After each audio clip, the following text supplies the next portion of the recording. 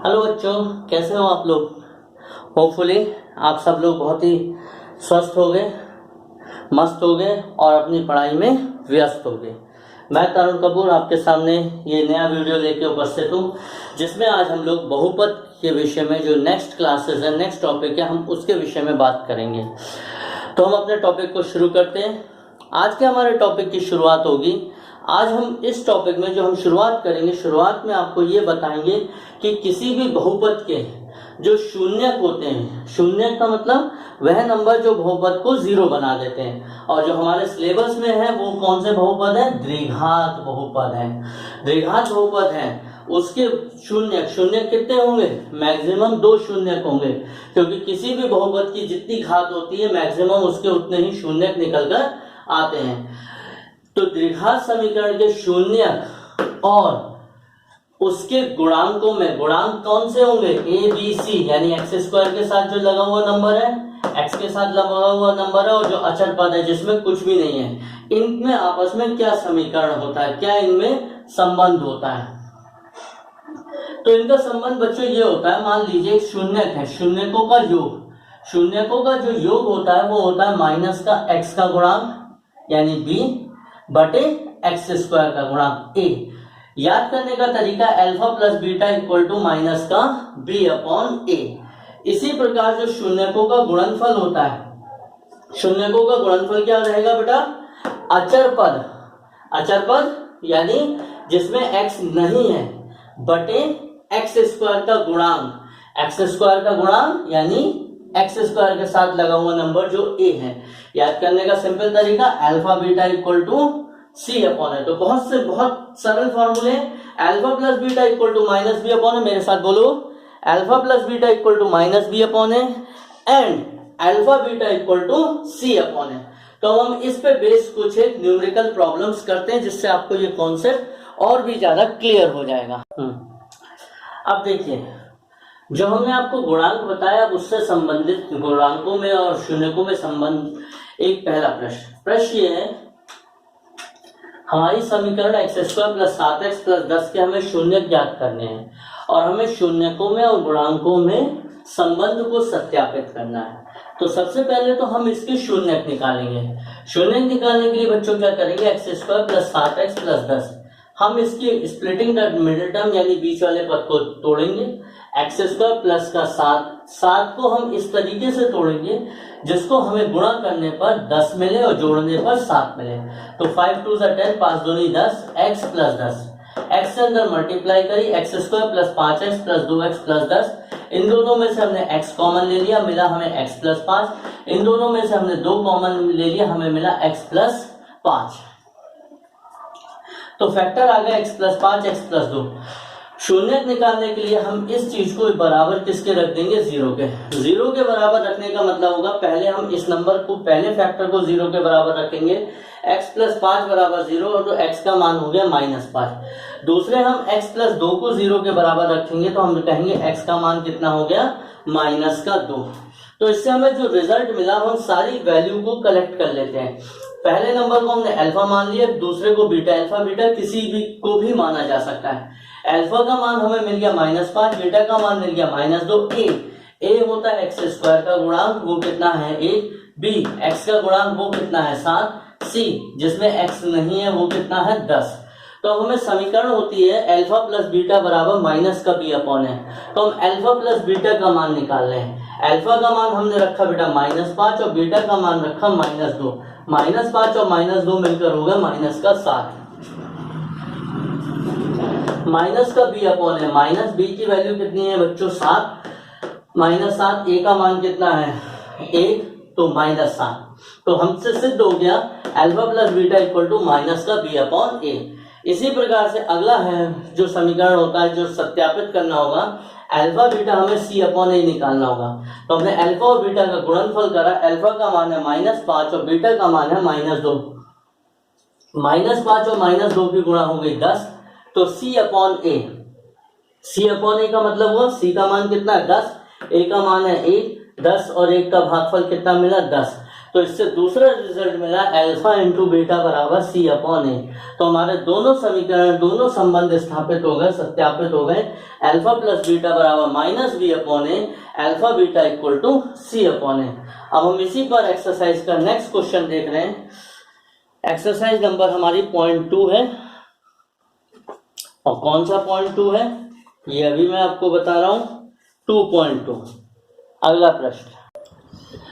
हाँ तो बच्चों, अब आपके सामने इसी पे बेस एक दूसरा क्वेश्चन है। हमें 6x² माइनस 3 माइनस 7x के शून्य ज्ञात करने हैं और शून्य को और गुणांकों में हमें संबंध सत्यापित करना है। तो समीकरण है 6x² माइनस 3 माइनस 7x। पहली बात, समीकरण को हमेशा अवरोही क्रम में लिखना है, यानी सबसे पहले x² वाली टर्म लिखनी है, फिर हमें x वाली टर्म लिखनी है, फिर जिसमें x नहीं है वो लिखनी है। गुणनखंड करने से पहले हमें ये टर्म करना पड़ेगा, अदरवाइज हम गुणनखंड नहीं कर पाएंगे। इसके बाद हम क्या इसमें फंडा रहता है, इसमें ये रहेगा यहाँ पर इन दोनों के यानी कॉर्नर वाले नंबरों की गुणाक्षेत्रियां कितना मिला 18 और बीच में कितना है 7। हमेशा ध्यान रखिएगा यहाँ पर तरीका क्या है करने का, कि फिर से मैं एक दफा आप लोगों को समझा रहा हूँ। यहाँ पर अगर माइनस का चिन्ह है, अचर पद के साथ माइनस का चिन्ह है, तो यहाँ पर माइनस का चिन्ह आएगा। पहली टर्म ऐसी रहेगी, जो चिन्ह यहाँ पर है वो आएगा। यहाँ माइनस है तो माइनस आएगा, प्लस है तो प्लस आएगा और माइनस 3। अब हमें ऐसे दो नंबर ढूंढने हैं जिनको घटाने पर, चूंकि यहाँ पे माइनस का चिन्ह है, घटाने पर क्या मिले 7 मिले और गुणा करने पर क्या मिले 18 मिले। तो हम अच्छी तरीके से जानते हैं ये होंगे 9 और 2, 9 दूनी 18, 9 माइनस 2 बराबर 7। अब ब्रैकेट को ओपन कर रहे हैं, माइनस की इससे गुणा हुई माइनस का 9x, माइनस की इधर से गुणा, x की इधर से गुणा, और माइनस मिलकर हो गया प्लस का 2x माइनस 3। इन दोनों में से हमने 3 को कॉमन ले लिया, 3 और x कॉमन ले लिया, ये हमें मिल गया 2x माइनस 3। इन दोनों में से हमने 1 कॉमन लिया, ये हमें मिल गया 2x माइनस 3। तो हमें फैक्टर मिल गया 2x माइनस 3 और 3x प्लस 1। शून्य निकालने के लिए हम दोनों इस वैल्यू को, जो भी हमारा समीकरण है उसको 0 के बराबर रखेंगे। हमने पहले नंबर को 0 के बराबर रखा, फर्स्ट फैक्टर को। 2x माइनस 3 बराबर 0, तो 3 गया और 2 उसके बटे में आ गया, x बराबर हो गया 3/2। दूसरे में हमने 3x प्लस 1 बराबर 0 लिया, तो ये उधर गया माइनस का, तो x का मान आ गया बच्चों माइनस का 1/3। इस तरीके से हमने समीकरण, अब हमने जितने भी अल्फा बीटा और ये ए बी सी हैं इनको हम कलेक्ट कर ले रहे हैं। अल्फा का मान हो गया 3/2, बीटा का मान हो गया माइनस का 1/3। अल्फा बीटा किसी को भी माना जा सकता है, किसी भी को भी अल्फा और किसी को भी बीटा। ए का मान हमें मिल गया 6, बी का मान हमें मिल गया -7 और सी का मान कितना हो गया हमें -3। अब अल्फा प्लस बीटा जो हमें समीकरण में संबंध स्थापित करना है। संबंध क्या होता है, संबंध है अल्फा प्लस बीटा बराबर माइनस बी अपॉन ए और अल्फा इंटू बीटा बराबर सी अपॉन ए। तो हम अल्फा प्लस बीटा की वैल्यू निकालेंगे। अल्फा प्लस बीटा की वैल्यू, अल्फा की वैल्यू हो गई 3/2, बीटा की वैल्यू हो गई -1/3। तो ये प्लस -1/3, 3/2 और माइनस का 1/3। इन दोनों का हमने एलसीएम ले लिया, इन दोनों का एलसीएम 6 आया, 3 तिया 9 और 2 एकम 2, यानी 9 में से 2 गया 7/6। माइनस का b upon a equal to minus b की वैल्यू कितनी है -7/6, ए का मान 6 है, तो ये हो गया 7/6। तो हम ये कह सकते हैं alpha plus beta equal to minus का बी अपॉन ए। इसी तरीके से दूसरा संबंध है अल्फा बीटा बराबर सी अपॉन ए। तो अल्फा इंटू बीटा हमने इनकी गुणा करी, 3/2 इंटू माइनस का 1/3, 3 से 3 गया, माइनस का हमें 1/2 मिला। सी अपॉन ए, सी का मान है -3 और ए का मान है 6, तो -3/6 कैंसिल होगा, -1/2। तो आप देख रहे हैं दूसरा भी संबंध स्थापित हो गया, alpha beta equal to c upon a. अब हम इस पे बेस आपको 2 एक क्वेश्चन और करा रहे हैं, फिर हम नेक्स्ट टॉपिक की ओर पढ़ेंगे। हाँ तो मेरे प्यारे बच्चों, अब आपके स्क्रीन पर इसी पर बेस एक हम और नेक्स्ट क्वेश्चन कर रहे हैं। क्वेश्चन ये है 4u² प्लस 8u। ध्यान दीजिए इसमें अचर पद नहीं है। मैंने आपको जब पढ़ाया था तो बताया था कि ए बी सी तीनों में से किसी का मान भी 0 होना भी संभव है। हमें इस समीकरण के शून्य ज्ञात करने हैं और शून्य को और गुणांकों में संबंध स्थापित करना है। तो सबसे पहले, जैसा कि आप लोग जानते हैं, सबसे पहले हम इसके फैक्टर करेंगे 4u² प्लस 8u। इन दोनों में से हमें 4u कॉमन मिल गया, दैट इज u प्लस 2। शून्यकों के लिए हम लोग क्या काम करेंगे, 4u और ये आया u प्लस 2। 4u को हम 0 लेंगे और 4u को जब हम 0 लेंगे तो u की वैल्यू 0 आ गई, और u प्लस 2 को हम जब 0 लेंगे तो u की वैल्यू कितनी आ गई, -2 आ गई। एक वैल्यू को हमने अल्फा माना, एक वैल्यू को हमने बीटा माना। अब हम सारी वैल्यू को कलेक्ट कर लेंगे। अल्फा का मान 0 हो गया, बीटा का मान -2। ए होता है जो भी द्विघातीय समीकरण है, जरूरी नहीं है हर बार यहाँ पर x हो, कोई भी नंबर हो सकता है, यानी जिसकी घात 2 है तो स्क्वायर वाले टर्म के साथ में जो भी गुणा में है वो a हुआ, a का मान 4, खाली टर्म के साथ में जो हुआ वो b हुआ, b का मान 8, और जो कुछ भी नहीं, यहाँ पे कांस्टेंट टर्म नहीं है, अचर पद नहीं है, तो c का मान हुआ 0। अब हमें संबंध को स्थापित करना है, यानी अल्फा प्लस बीटा की वैल्यू -b/a दिखानी है। तो हम अल्फा प्लस बीटा लेंगे, अल्फा का मान 0, बीटा का मान -2, तो वैल्यू कितनी मिल गई हमको, -2 मिल गई। इसी तरीके से माइनस का b/a, -b/a का मतलब हुआ b की वैल्यू कितनी है बेटा 8, और a की वैल्यू हमारी 4 है, कैंसिल करा -2। तो आप देख रहे हैं कि अल्फा प्लस बीटा आ गया माइनस का b/a। इसी तरीके से अब हम अल्फा बीटा को c/a निकालना है। अल्फा और बीटा का गुणनफल, अल्फा की वैल्यू 0, बीटा की वैल्यू -2, तो ये हो गया हमारा 0 -2 कितना 0, तो c/a यानी 0/4 कितना हो गया बेटा 0। तो अल्फा बीटा हमें मिल गया, c/a प्रूफ कर दिया हमने, तो दोनों हमारे संबंध स्थापित हो गए। अब हम इसी पे बेस एक तीसरा क्वेश्चन कर रहे हैं, उसके बाद नेक्स्ट टॉपिक की तरफ हम लोग बढ़ेंगे। बच्चों अब आपके सामने एक नया क्वेश्चन है, बिल्कुल सेम प्रोसीजर है कि हमें उस समीकरण t² - 36 के शून्य ज्ञात करने हैं और शून्यकों और गुणांकों में संबंध स्थापित करना है। तो t² - 36 है, हमने इसके फैक्टर करे, 36 का मतलब 6 का स्क्वायर।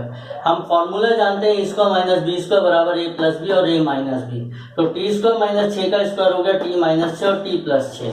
अब शून्यकों के लिए क्या समीकरण रहती है बेटा, t - 6 और t + 6, यानी जो भी हमारा ये पद निकल कर आते हैं उसको हम 0 के बराबर रखेंगे। तो t - 6 = 0, t का मान 6 हो गया, t + 6 = 0, तो t का मान -6। एक वैल्यू को अल्फा माना और एक वैल्यू को हमने बीटा माना। सारे फैक्टर को हमने क्या करा, सारी वैल्यूज को एक साथ कलेक्ट करा।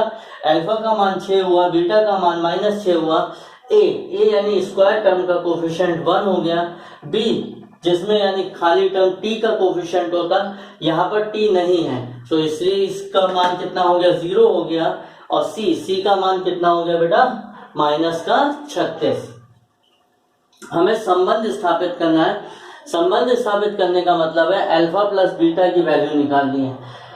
अल्फा प्लस बीटा, अल्फा का मान 6 है और बीटा का मान -6 है, तो 6 - 6 बराबर 0, यानी माइनस का b/a, और अब हम निकालेंगे -b/a, यानी -b का मान 0 और a का मान 1, 0/1 0, तो संबंध स्थापित हो गया अल्फा प्लस बीटा बराबर -b/a। अब दूसरा संबंध होता है अल्फा बीटा = c/a। अल्फा और बीटा का गुणनफल लेना है, 6 और -6 को गुणा करा, प्लस और माइनस की गुणा -36, तो c/a, c का मान कितना हो गया बेटा -36 और a का मान 1 -36। तो हमारे सामने ये सिद्ध हो गया कि अल्फा बीटा बराबर c/a है। तो बेटा ये हमने अभी तक क्वेश्चंस करे। अभी हमने जो क्वेश्चंस करे एक्सरसाइज नंबर 2.2 के हम लोग फर्स्ट क्वेश्चन को हम कर रहे हैं, तो आप इसको साथ में मेरे साथ करिएगा, वीडियो देखिएगा, उसको कोई प्रॉब्लम हो रिवाइंड करिएगा, फिर से देखिएगा, ठीक। अगर आपको ये वीडियो पसंद आता है, अगर आपको लगता है इससे फायदा हो रहा है, तो आप इस मेरे वीडियो को, मेरे चैनल को लाइक करिए, सब्सक्राइब करिए और शेयर करिए, और लोगों से भी शेयर करवाइए, ताकि और लोगों को भी फायदा हो और आगे की पढ़ाई उनकी भी कंटिन्यू रह सके। अब इस टॉपिक के बाद अब हम इसी एक्सरसाइज का जो दूसरा क्वेश्चन है वो जिस टॉपिक पर बेस है अब हम आगे करेंगे, तो अब हम आगे देखते हैं। हाँ तो बच्चों अब हम आगे का टॉपिक देख रहे हैं। अगला टॉपिक ये है, अब ये टॉपिक पिछले टॉपिक का थोड़ा सा रिवर्स हो गया। टॉपिक ये है कि यदि किसी द्विघात समीकरण के मूल होते, कि ध्यान दीजिएगा शून्यकों को हम मूल भी बोलते हैं, मूलों का योग अल्फा प्लस बीटा है और गुणनफल अल्फा बीटा। पीछे हमें समीकरण दी होती थी, मूल निकालते थे। अब हमें मूल दिए होंगे, समीकरण निकालने हैं। तो जो समीकरण या बहुपद होगी उसका फॉर्मूला होता है एक्स स्क्वायर माइनस मूलों का योग गुणा एक्स प्लस मूलों का गुणनफल। यानी हम इसे सिंबल की फॉर्म में, फॉर्मूले की फॉर्म में मान सकते हैं x square minus alpha plus beta x plus alpha beta. अब आप आपकी एनसीईआरटी एक्सरसाइज 2.2 का सेकंड क्वेश्चन का ये फर्स्ट पार्ट है। यदि किसी द्विघात समीकरण के बहुपद या समीकरण भी हो सकता है कि मूलों का योग और गुणनफल 1/4 और -1 है, तो हमें वो बहुपद को ज्ञात करना है। बच्चों मूलों का योगफल क्या होता है? Alpha plus beta. Alpha plus beta की वैल्यू हो गई 1/4, हमें गिवन है, दिया हुआ है। और मूलों का गुणनफल हो गया अल्फा बीटा और गुणनफल है -1। सूत्र के हिसाब से जो बहुपद होगा वो होगा एक्स स्क्वायर माइनस का alpha plus beta x plus का alpha beta. X square minus alpha plus beta की जगह कितनी है? 1/4 और अल्फा बीटा कितना है? -1। एलसीएम लिया, एलसीएम 4 आया, 4x square minus x minus का 4। ध्यान रखिएगा बहुपद वाले क्वेश्चनों में जब हम आंसर लेते हैं, अगर कोई भी नंबर बटे में है तो हम उसको हटा देते हैं, तो हम ये कहेंगे हमारा आंसर हुआ 4x square minus x minus 4। ठीक है, नेक्स्ट क्वेश्चन अब हम इसी का ले रहे हैं, आगे देखिए। हाँ बच्चों, अब आप लोग अगला क्वेश्चन देखिए। अगला क्वेश्चन ये है कि यदि किसी द्विघात बहुपद के मूलों का योग और गुणनफल √2 और 1/3 है, तो हमें बहुपद ज्ञात करना है। तो प्रश्न के अनुसार मूलों का योगफल कितना है? Alpha plus beta equal to √2 और मूलों का गुणनफल हो गया अल्फा बीटा इक्वल टू 1/3। समीकरण जो होती है बहुपद होता है उसका formula x square minus alpha plus beta x plus का alpha beta. X square alpha plus beta का मान हो गया √2 और अल्फा बीटा का मान हो गया 1/3। 3 एलसीएम लिया, 3x स्क्वायर माइनस का 3√2x प्लस का 1 और अपॉन में आया 3। आपको भी बताया बहुपद में जो नीचे बटे की वैल्यू होती है उसको हटा दिया जाता है, तो हम ये कह सकते हैं हमारी समीकरण बनी 3x स्क्वायर माइनस का 3√2x प्लस 1। इसी के साथ इस पर बेस हम एक क्वेश्चन और लेते हैं। बच्चों आपके सामने एक नया क्वेश्चन है। क्वेश्चन ये है कि एक समीकरण है या बहुपद है, उसके मूलों का योगफल तो 0 है और गुणनफल √5 है। तो हम जानते हैं मूलों का योगफल होता है अल्फा प्लस बीटा, वो 0 के इक्वल दिया है। मूलों का गुणनफल अल्फा बीटा √5 है। तो बहुपद जो हो गया वो x square minus alpha plus beta x plus alpha beta. थोड़ा तेज कर रहा हूँ क्योंकि 2 क्वेश्चन हो चुके हैं इस पे बेस। एक्स स्क्वायर माइनस का अल्फा प्लस बीटा की वैल्यू 0x प्लस √5। 0 की इससे गुणा हो गई, x से 0 आ गया, तो समीकरण हमारी बन गई एक्स स्क्वायर प्लस 5। अब बेटा इस पे बेस एक हम लास्ट क्वेश्चन और ले रहे हैं।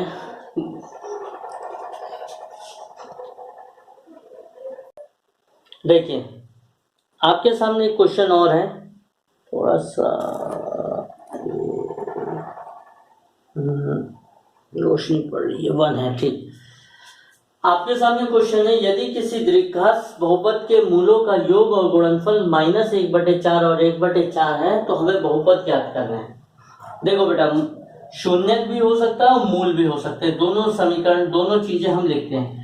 मूलों का जो योगफल है alpha plus beta equal to minus का 1/4 और मूलों का जो गुणनफल है अल्फा बीटा इक्वल टू 1/4। हो सकता है बुक में आपका यहाँ पर शून्य को,